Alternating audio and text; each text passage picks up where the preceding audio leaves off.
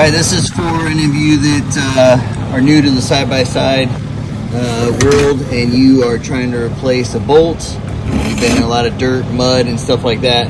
These collars right here, they get sand and grit in there, and then it causes the bolt to warp or bend, or if you put a big torque on it, it might not want to come out. So as you can see, I've been trying to get this one out, and it just spins. The best thing that you can do is try and get a wrench behind it, but if you don't have that ability, get you an old big flat screwdriver, get it back there behind there, put pressure on it, and then put your impact on there.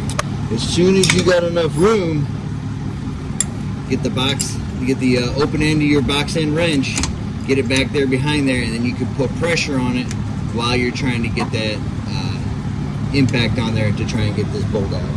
Hopefully that helps you.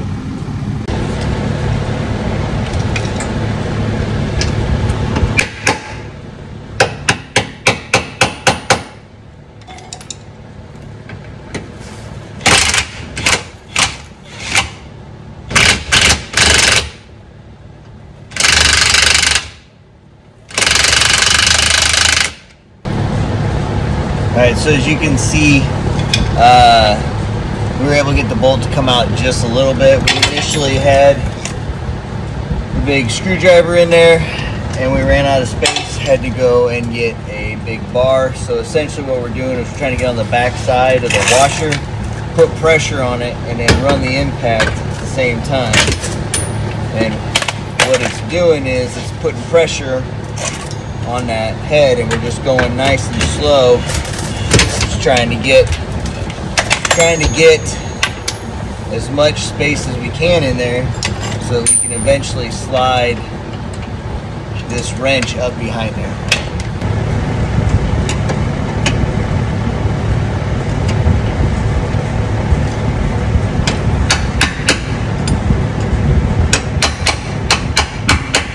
A lot of people will say, why don't you just beat on the end of this? If you want to reuse the bolt, you can, but put the nut back on it, because otherwise you'll mess up the threads.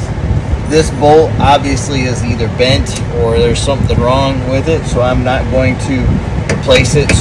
I'm not going to reuse it. I'm going to replace it. So I've been beating on it pretty hard, and it's got the threads all mashed down.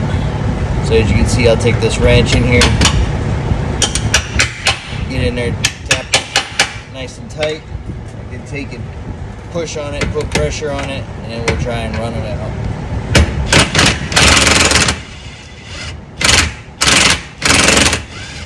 We are making some room because now it is loose, and we'll just keep going.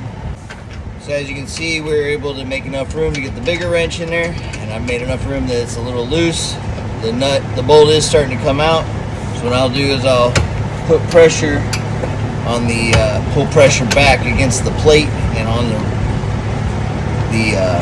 washer.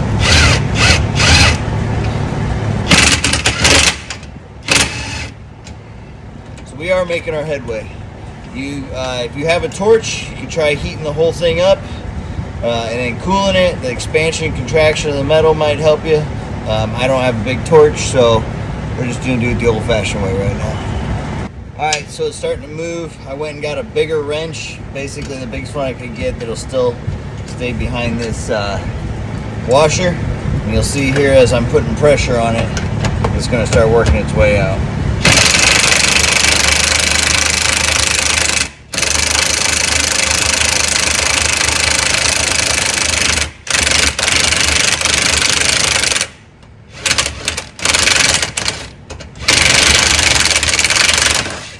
So as you can see, we're almost out. I might throw a second or a third wrench in there to try and take up space, but essentially we're just going to keep doing the same thing.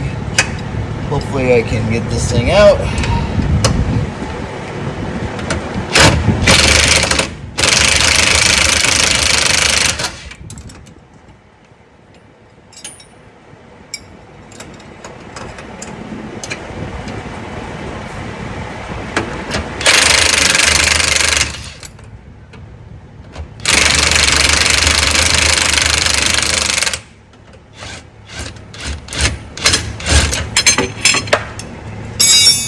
And there you have it. Remember, if you don't have a torch, you don't want to cut the bolt because If it's stuck in there and you really have problems, if you don't have bandsaw or anything like that, you can see the bolt. It just basically wore down these sleeves, and they are hot. That thing was working hard, but they are hot. Pry bar impact, a couple of wrenches, and there you go. Hopefully this helps everybody.